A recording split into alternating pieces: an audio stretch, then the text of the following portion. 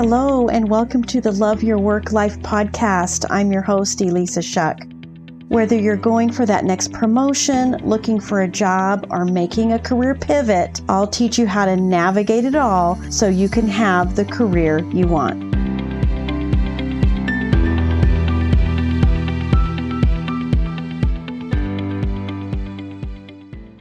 Welcome to Love Your Work Life, episode 89.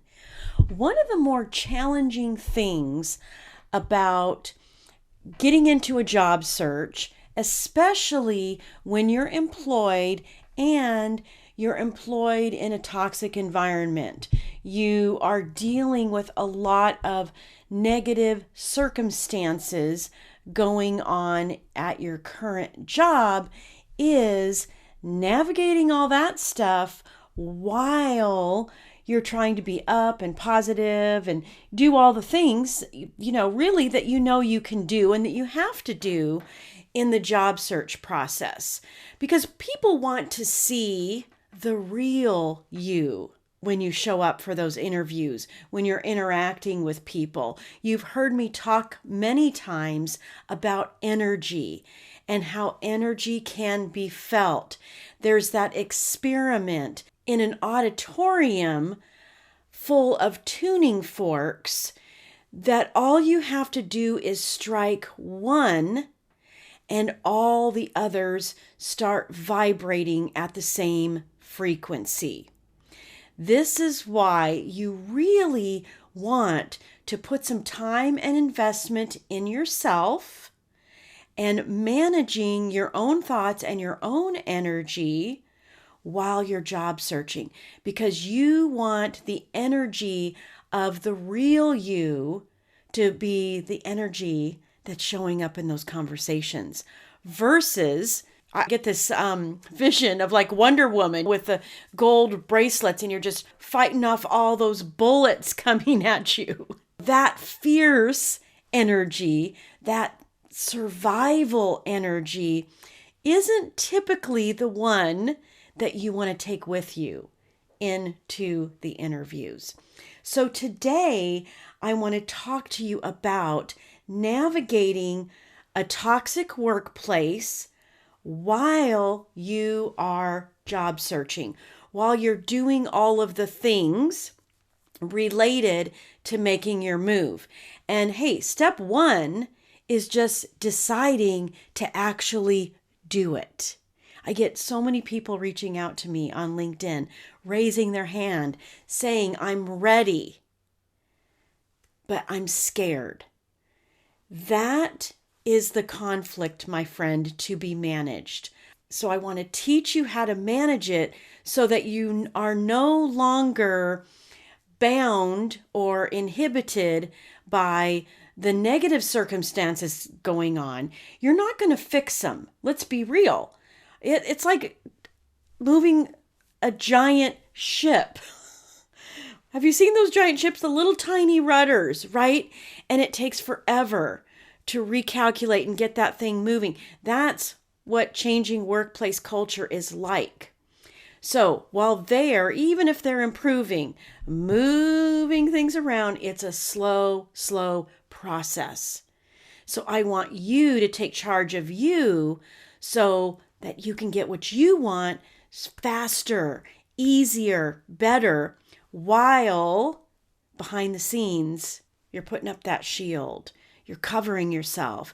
You're navigating all the flaming darts that are coming at you in that toxic workplace.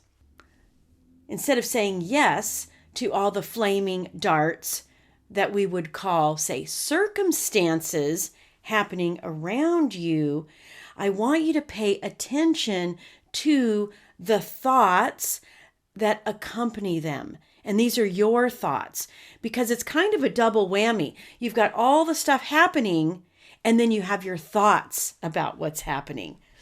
You can't control what's happening, but you can control your thoughts about what's happening, and that is where you win. Here's the process. Start with how you feel. Be curious about what's creating those feelings.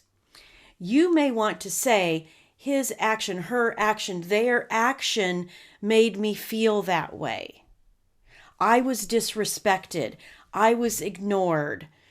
And you might actually be disrespected and ignored. I'm not saying you're not. But your thought about the circumstance of being shut down in a meeting is where you're either taking control and taking your power back, or you're giving it up. It's your thought.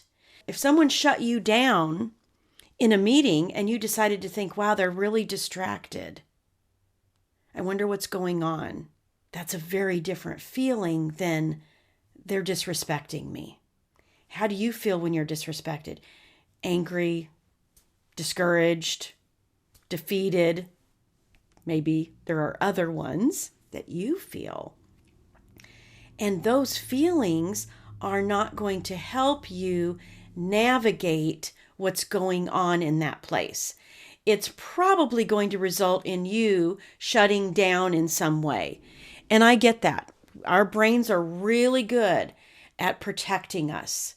It's so important for you to pay attention to your feelings and the thoughts that are creating those feelings, because the actions that feeling motivates either serve you or they don't. So as you start paying attention to your thoughts, as you start getting super curious, you will notice that sometimes it's a monologue. Sometimes it's just a steady stream of thoughts that don't serve you. They don't like me. This isn't working. They don't respect me. I'm never going to get another job. I'm going to be stuck here forever. That's a monologue that doesn't help. And I just think sometimes, wouldn't it be nice if our nature was a monologue of really awesome, positive thoughts that make us feel empowered and purposeful and confident? It's just not the way we're wired, unfortunately. So instead of trying to get a steady stream of positive, what I want you to do is start a dialogue. Interrupt the monologue with dialogue. And that means, not in a crazy way, but that actually means having a conversation with yourself. But you've got to be paying attention, because so much of the time that monologue is just running along under the surface. It's like those rivers, they get covered with ice, but it's still flowing underneath. So you need to break through that ice and really start to understand what's happening under the surface. And interrupt that flow by questioning, answering, and intentionally replacing the thoughts that are not serving your bigger goal, your greater purpose. Even if that purpose is just getting out of that awful workplace that's sucking the life out of you, that's not leveraging everything you have to offer. How do you do that? It's like I said at the beginning, you go back to the feelings. But now, instead of, I feel awful, what's the thought that's causing that feeling, is you say, I want to feel this way. I want to feel confident. I want to feel certain. I want to feel energized. What are the thoughts that are going to create confident, energized, purposeful feelings for you? And that's where you just get super duper intentional. Your job is to interrupt the monologue, question all of those individual thoughts, and make a decision about them. Is it true? Most of those thoughts aren't even true. It's a lie that you'll never find a job where people appreciate you. That's just a lie. And you get to call it out as that. You get to tell your own brain, no, I'm not going to go there. You don't have to lean into it. You can answer it. You can challenge it. And when your brain says, yeah, but nobody appreciates you here, you can answer that one too.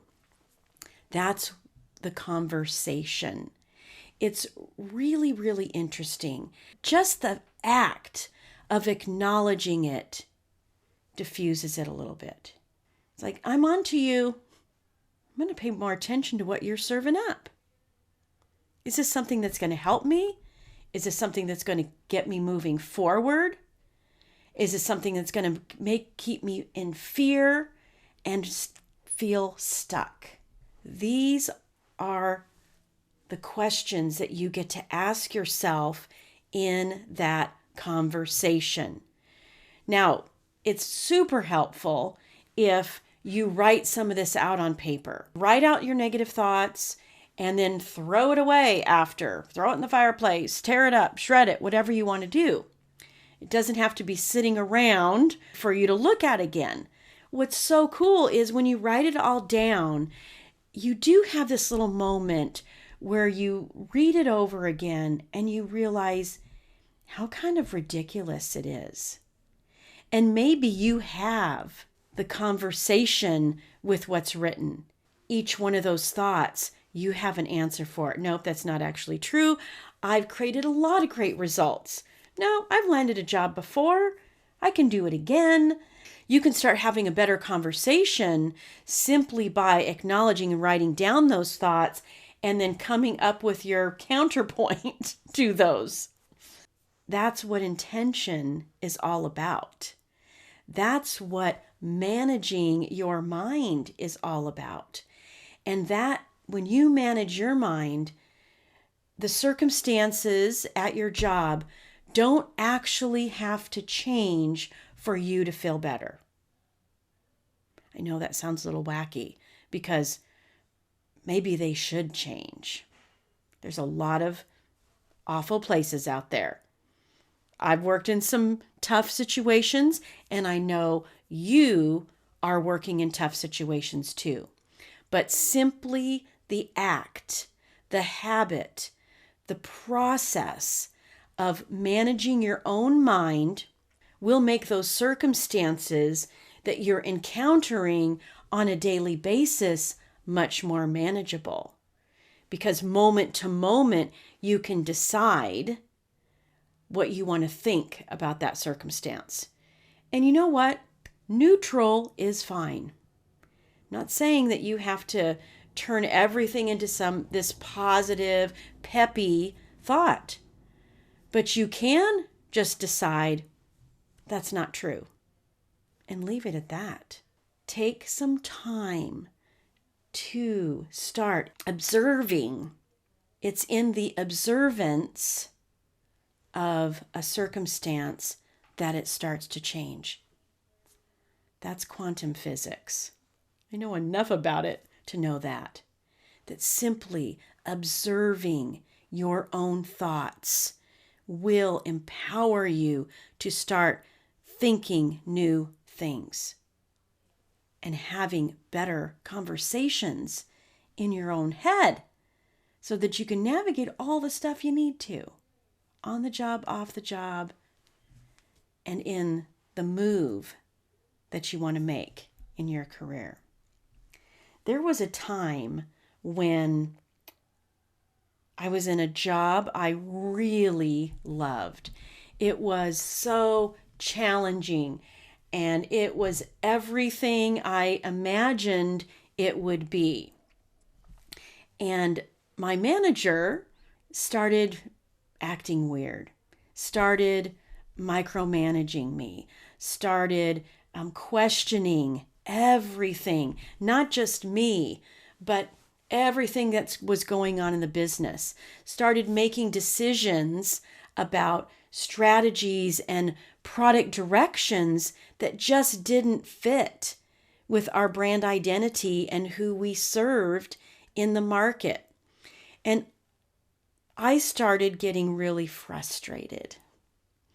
I started even feeling undervalued because my suggestions were questioned or dismissed, or he was on to something else, and I felt like I couldn't get his attention. But once I started paying closer attention to my thoughts about the situation, it started getting better. And then I one-upped it. Then I started looking closer at the strengths that I had, the contributions that I knew I was making. And I started managing myself and rebuilding myself in terms of what I knew to be true about me at a very deep core behavioral level. It was a game changer, because when you start questioning your thoughts, changing that conversation, mix in a little bit of self-awareness about what's awesome about you, you can be a little bit more understanding of other people too. The other thing about that circumstance was it was back in the economic downturn of 2008. So maybe there were some reasons to be scared, but reasons to be scared doesn't mean you have to think scary thoughts. You can think thoughts of possibility. You can think thoughts of, I can handle anything, because you can. All right, my friend, stop by my LinkedIn profile, because I just posted a replay of a masterclass. So look for that on my profile. Maybe I'll even put it in the featured section. I want you to find it, and I want you to take a look at it, because there are some really great ideas in there about how you can start to rebuild your confidence, shore up what's amazing about you, and do some things that'll get you on your way to making that really important career move.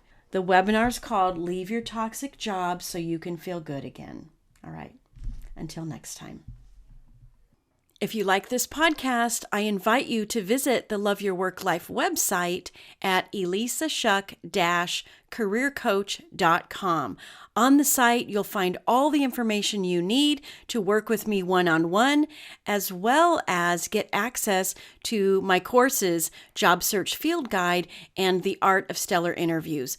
I can't wait to help. I look forward to seeing you there.